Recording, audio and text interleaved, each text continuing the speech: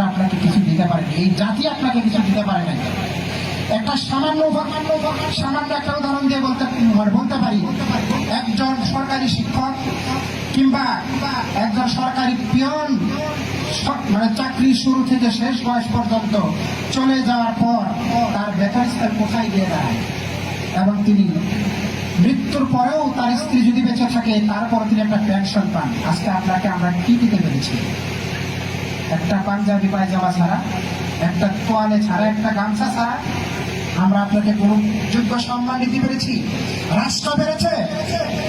আপনি সহকারী প্রধান শিক্ষক হিসেবে আজকে অবসর নিচ্ছেন, আপনার বিদ্যালয়ের একজন শিক্ষক রয়েছে, তাদের বেতন স্কেল এবং আপনার বেতন স্কেলের মধ্যে কোনো পার্থক্য নেই।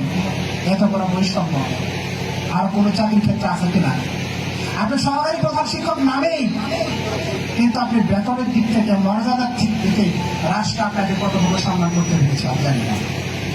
আমি নিজেকে একজন শিক্ষক হিসেবে মাঝে মাঝে খুব মনে হয় যে এর চেয়ে মনে হয় যে যদি আমি নিজে ব্যক্তিগতভাবে কোনো পান দোকানদার হতাম, কোনো রিক্সাওয়ালা হতাম, অন্তত পক্ষে নিজের মনকে একটু বুঝ দিতে পারতাম যে অন্তত পক্ষে আমি স্বাধীন পেশার একজন নাগরিক। আমার মতো একজন শিক্ষক যখন দেওয়ানগঞ্জে গিয়ে কোনো ইউনোর দোরগোড়ায় দাঁড়িয়ে থাকে ঘন্টার পর ঘন্টা একজন ইউনোর সাক্ষাৎ পাওয়ার জন্য, আমরা যখন একজন শিক্ষক হিসেবে সামনের সারিতে তো বসতে পারি না, তার সাথে আমরা একটা মন খুলে কথা বলবো এই সুযোগ আমাদের হয় না। অথচ একটা রাজনৈতিক দলের একজন সাধারণ কর্মী যখন তখন ইউনোর সামনে গিয়ে যখন তখন তারা কাপড়ের সাথে কথা বলতেছে, তাহলে আমরা একজন শিক্ষক, আমাদেরকে রাষ্ট্র থেকেও আমাদেরকে বঞ্চিত করা হচ্ছে, আমাদের পেশায় আমাদেরকে বঞ্চিত করা হচ্ছে, তাহলে আমরা কি নিয়ে আমরা শিক্ষকতা করতে আসলাম? স্যার, আপনি শুরু করেছিলেন আজকে থেকে 35 বছর আগে, আমি তখন 7ম শ্রেণীর ছাত্র। আপনি নিরলসভাবে আমাদের শুরু দিয়ে গেছেন। আপনাদের কাছ থেকে, অর্থাৎ আপনারা যারা এখন থেকে অবসর নিয়েছেন, আপনাদের কাছ থেকে আমরা পেয়েছি শুধু আদর্শ বাণী, আপনাদের কাছ থেকে পেয়েছি আমরা শুধু সততা, ন্যায় নিষ্ঠা এবং কিভাবে শিক্ষকতা করতে হয়।